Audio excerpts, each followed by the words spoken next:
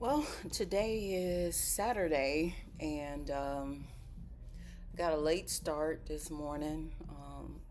Alarm went off at 3 a.m. I'm still trying to get back to where I can get up that early, but I had a pretty late night last night,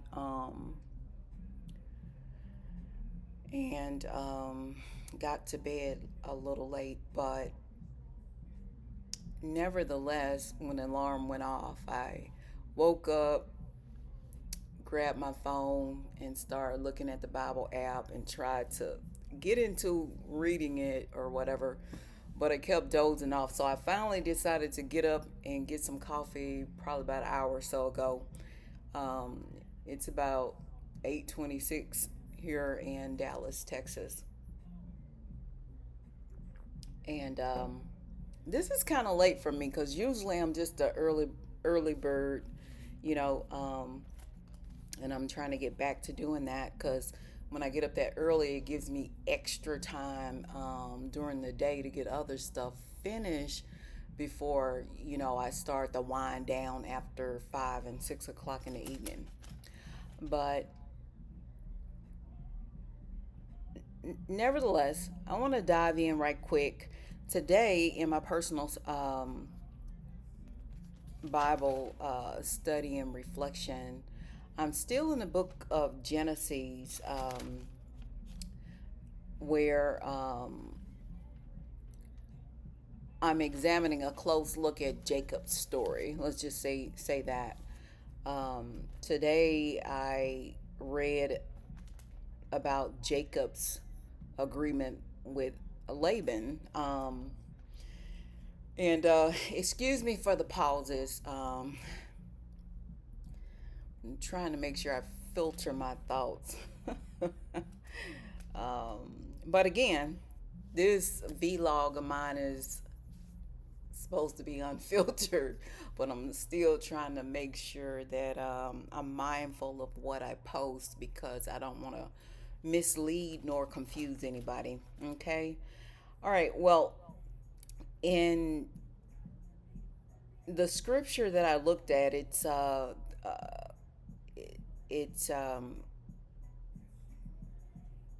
Genesis 30:25 through, let's see here, to the end there, which is about verse 42.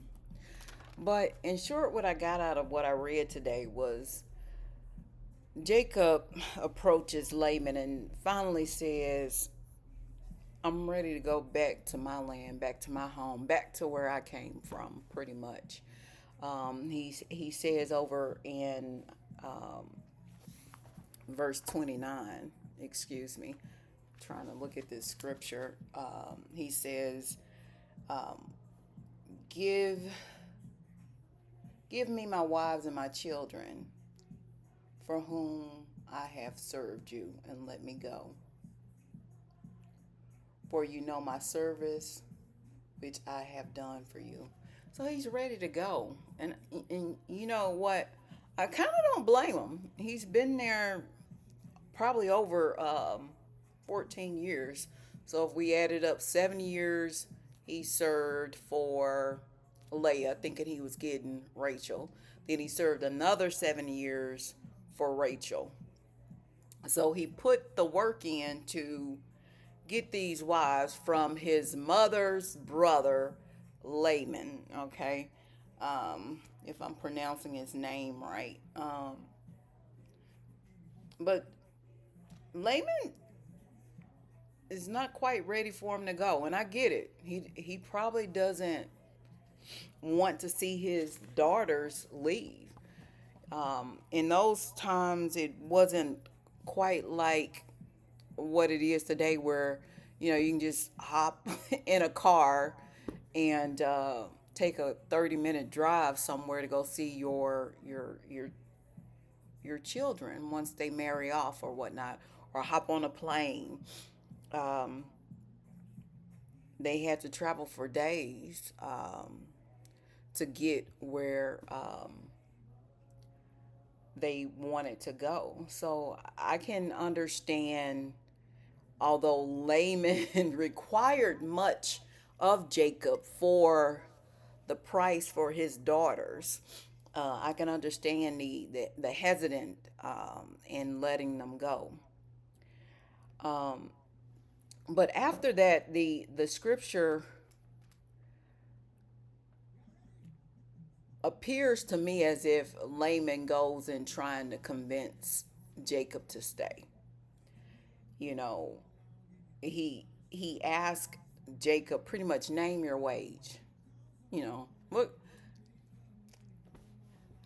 how can I convince you to stay with me just a little bit longer, right? A little bit longer. What can I do to get you to stay, right? But anyway, uh, getting to the point, it's interesting how um, Jacob frames everything, you know. After Laman says, name your wage, what's your price? You've blessed me. I can see I've been blessed since you've been here. I can see what God has done through you and through your hands, through the works of your hand. Isn't that interesting? Jacob the trickster, through the lineage of Isaac. Oh, wait a minute. Um,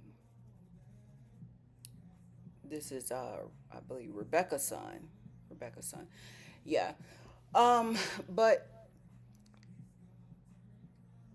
Isaac, I believe the father. Uh, I may be wrong. I have to go back and look. Sometimes I forget names if I'm not looking at them. But anyway, he's through that blessed lineage, right? And he is apparent just how blessed he is. Um, God blesses the work of his hand, and we could say his boss recognized how the impact Jacob has had on his livelihood. That overflow blessing, right? That we hear David talking about over in Psalms. The works of his hands. Um, isn't that something how, if you know Jacob's history, how him and his mama did that thing, right? Um, took the blessing of his brother. Um, is it Esau? Esau. Um, they used that trickery. Um, but although they had some ways about them that in today's time we would probably question, like we would think not right. God still blesses the work of Jacob's hand. We're going to go ahead and move on. And Jacob names his price. He stands in boldness and he says in verse 36, for what you had before I came was little, and so what you had wasn't that much, but it's become a great amount. The Lord has blessed you since my coming. Um, but he also mentions, and and now when shall I provide for my own house? So he realized what God has done through him, but he also has in the corner of his mind, I've got to set up and take care of my own house. God has blessed me with wives. God has blessed me with children. I can't stay here forever. He's forward thinking and all of that. And it's no wonder why in addition to what God does when he breathes on the works of Jacob's hand, Jacob is a blessed man, because you listen to the words that he says. He's proactive, he's forward thinking. He's not just focusing in on the right now. He says, I need to provide for my own house. And it's like, we think about the scripture where they talk about a man will cleave, will leave his mother and father and cleave to his wife. Jacob had wives, and he was like, I got to take care of my wives, right? And that's good. That's what you want to see. A man that knows how to handle his business, right? Um, Knowing that he's going to be the head of the household. He's forward thinking. He's planning. He's out there working with the lambs and the goats, but he sees that what I'm doing right now, it has an impact on where I want to be later. Um, but anyway, Jacob goes ahead and he tells Laman that basically, out of the increase of what God has done through the works of my hands, what I would like from you is the speckled and the spotted sheep, and give me the brown among the land, the brown ones. Isn't that interesting?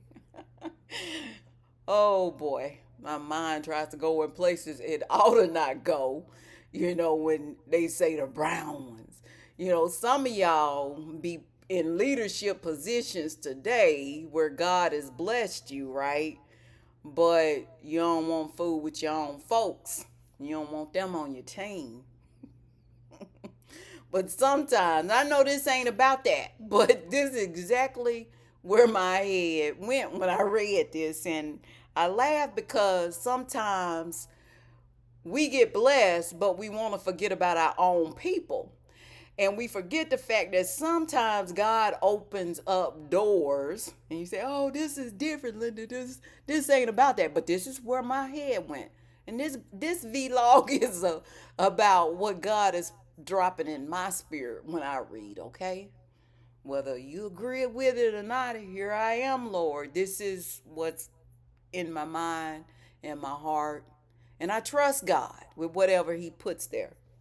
And so let's just think about this. Some of y'all get blessed with positions of leadership, and you won't even consider your own kind first, your own people. Um, and I'm not just talking about it from a standpoint of ethnicity either. Because Jacob said, give me the black, the speckled, the spotted sheep.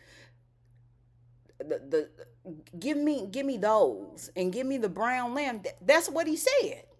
Um, and I say, sometimes I look at speckled, um, and I look at spotted, and honestly, it makes me think about how people talk about mixed people today, right? And sometimes mixed people find themselves in complicated situations. You're not white enough to be white. You're not black enough to be black, or say you're not uh, uh, fully Hispanic or fully Asian or whatever it is, and you're caught in this mixture of trying to belong. And sometimes when God raises up people um, that can connect to what sometimes is rejected, you ought to sit back and think about, how can the Lord use me? Will He multiply thing? Will He multiply and help the speckled and the spotted and the brown?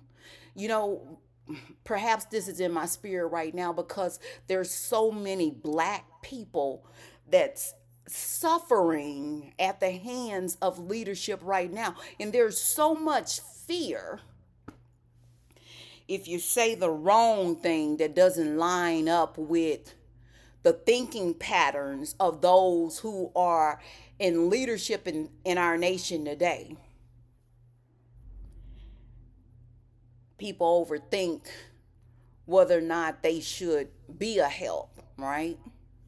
Or whether or not they should just worry about me and mines. But see, sometimes you have to just do a little bit, right? Um, and that's what I see in this. He doesn't say give me the ones that are unblemished, the ones that are perfect. He the ones that are ideally wanted, the ones that are most desired, like into today, sometimes the brown skin sometimes are the ones that are the last ones that people would pick, you know, except you got those extra abilities and people know those extra skills, right? Where you're in demand and folks know that. But my mind immediately went there, thinking about, the aspect of when people, when the Lord allows someone to pay it forward in your life, He makes a way for you. And then now you're sitting in this position of leadership and authority. And sometimes you have to, I just wonder, what will you do? What will you do to help balance things out? Will you say, I'm okay with having the speckled and the spotted?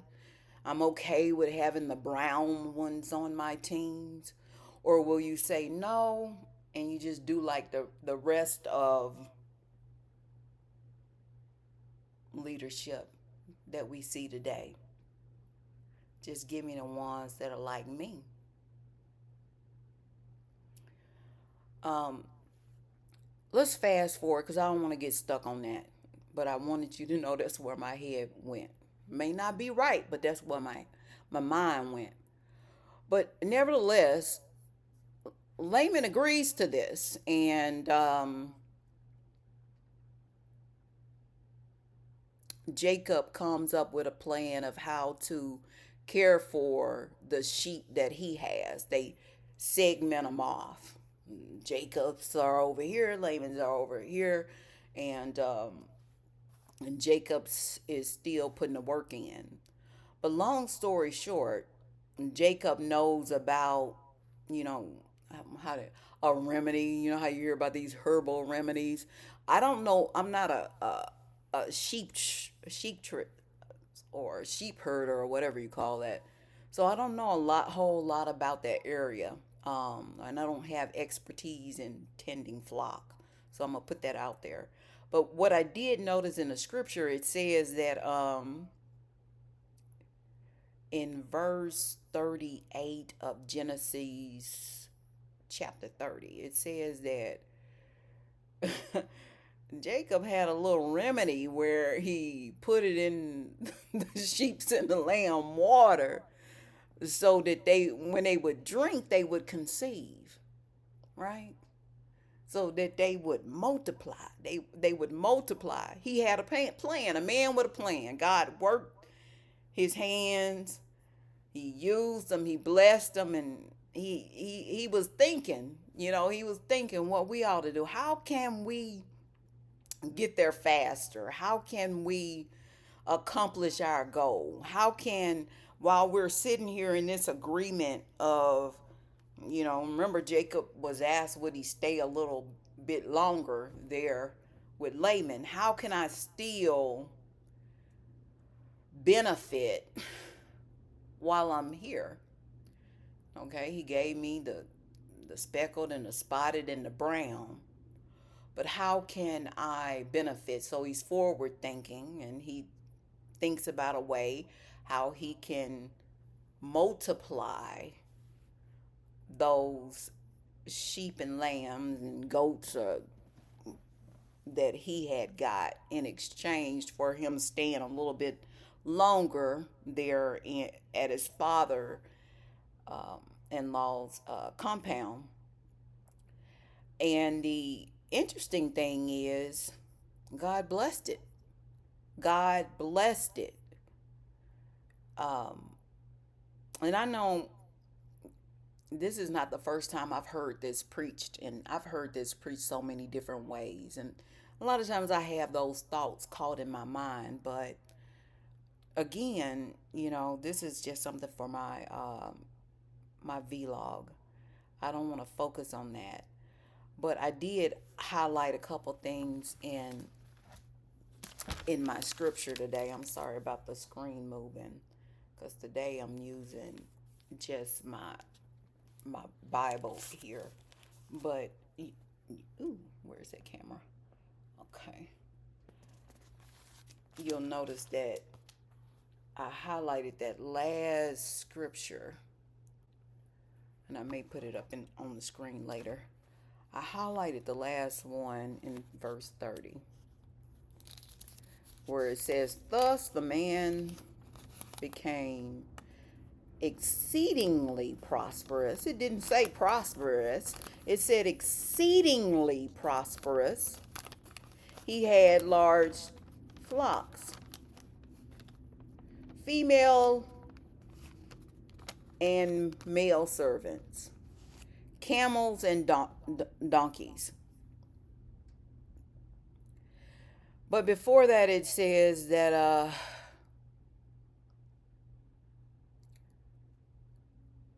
it goes into talking about what Jacob did for Laman's flocks, did for his flocks.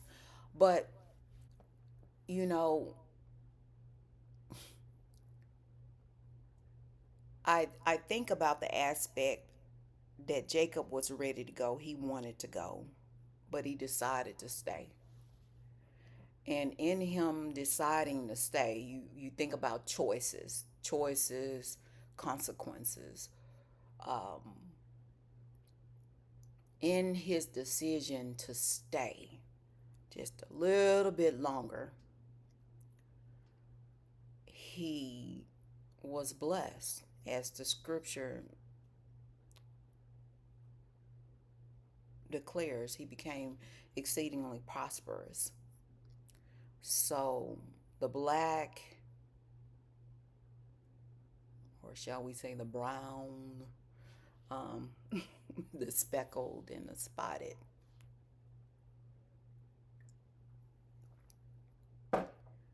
God multiplied it. You can go back and read it, where it gets into the knit and grit of all that, of how they were multiplying and having more speckled and spotted. Um, but isn't that something? How if you reframe it and you think about in today's society, all around the world, how a lot of times the speckled, the spotted, the brown, the black, sometimes are those that are, and I know some of you saying, don't say it, but I have to say it, are the rejected, because that's where my head went. And I'm not trying to make this about that, but what I bring it up is to focus on the fact that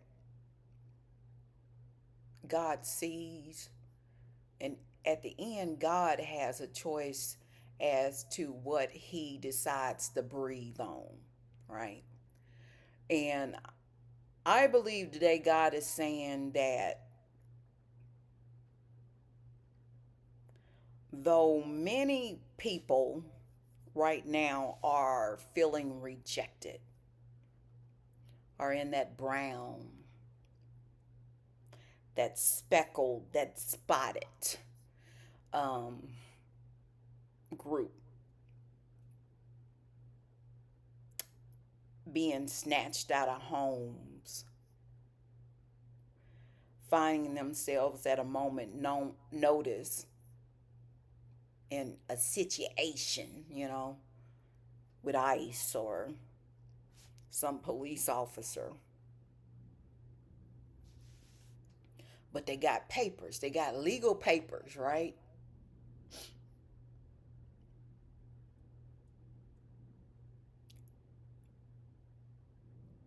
Or the brown and speckled and spotted, who's been in similar situations like me. Your name is like a name that really doesn't identify with an ethnic group, so maybe it passes all ATS scanners, right? And you land the interview, but then you end up in the interview and they realize you're in that group of speckled and spotted, the brown, the black, the less favorable group.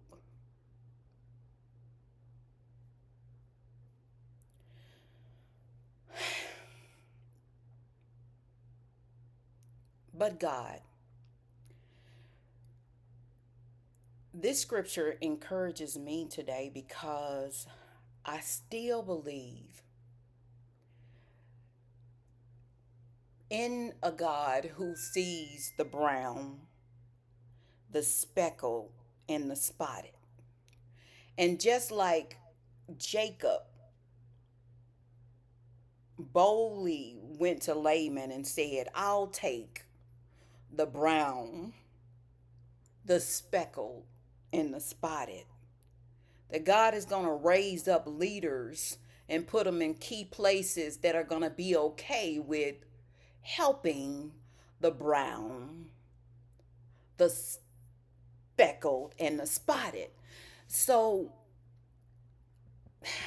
I feel encouraged, and I want to encourage you to hold on and not give up on God because maybe you're still feeling overlooked and seen and not heard.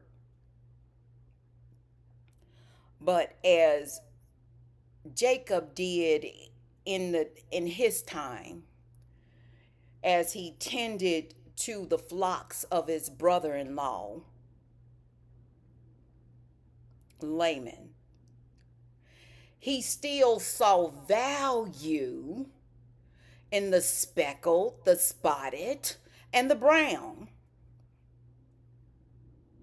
So I said that to encourage you, and I don't have the most elaborate words, but you've got to know that God is still awesome. He's still good. And as he used to open blind eyes back in the Bible days, I believe that God is going to open some leaders' eyes that have their eyes and their hearts turned to him, where they're going to be able to see the value in the speckled and in the spotted and in the brown and in the black. So don't give up on God. It may look like pretty bleak. You might be going through some things that don't seem fair. You should have got that promotion. He shouldn't have pulled you over and gave you the ticket. He shouldn't have snatched you up out of your home. But I want to encourage you not to give up on God, because he didn't say this road would be easy, but he did say in the end it'll be worth it. And you still have to believe that trouble won't last always. This is only for a season. Even Jacob sitting there working on, I'm going to say, Laban's plantation, or whatever you want to call it, whatever they called it back down, his quarters. He knew that it was only for a moment.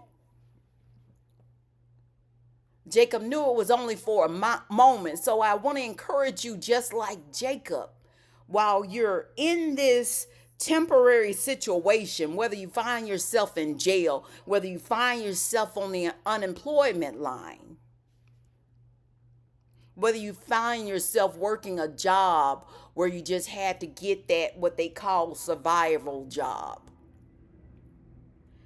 Don't give up on your dreams of whatever God promised you that He's allowed to remain in your heart. Don't give up on that.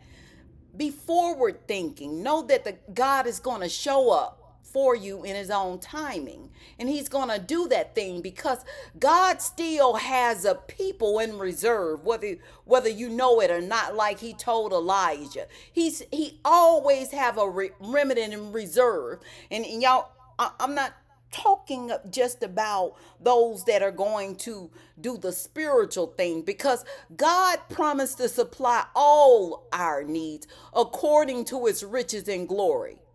And and it's in hard times you got to remember what God said. He said the earth is mine. The earth is the Lord and the fullness thereof, and all that dwells therein. So that means the good sheep is His, the bad sheep is His, the brown sheep are His, the speckled sheep is His, the spotted sheep is His.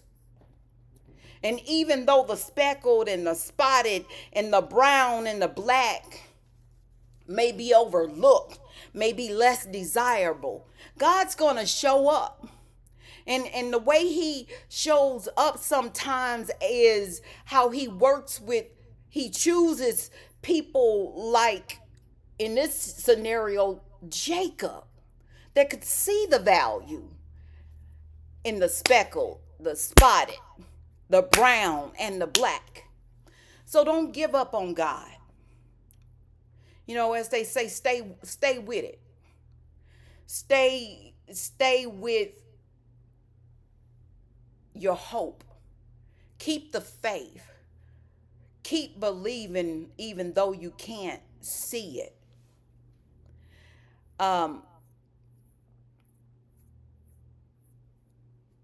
God has a way of changing the hearts and minds of people. And you got to know that God's going to come through. God's going to use those Jacobs that know Him, that are in relationship with Him, to bless you, to keep you and say, come be on my team. I want to say, be encouraged. Whether you're in prison, whether you've been in those moments, you've been pulled over or whatever, you got to know that He's still a keeper. God, say that silent prayer in those moments, because God can shift a thing for you. You got to remember that God is in you. If you're a believer, He's in you. You've got direct access to God. And once you pray to God, God can change a situation. I'm not going to say you won't go through whatever it is in that journey, but God has a way of being with you, which sometimes softens the blow and strengthens you to walk through whatever it is you got to go through. And remember, in the end, you'll win. In the end, you'll win. You're on the winning team. Just like in this scenario with Jacob. You ought to want to be on the team and on the side of those who see your value, where you don't always gotta prove, spend more time trying to prove your significance. When someone sees your value, you can just be. You can just do. You can just show up. You ain't got to worry about all that over explaining. But anyway, I feel like I'm over time, so that's what's on my mind today. If this video finds you, um, be encouraged wherever you are in life, and don't give up on God. God is going to show up, and I still believe He's going to show out for you.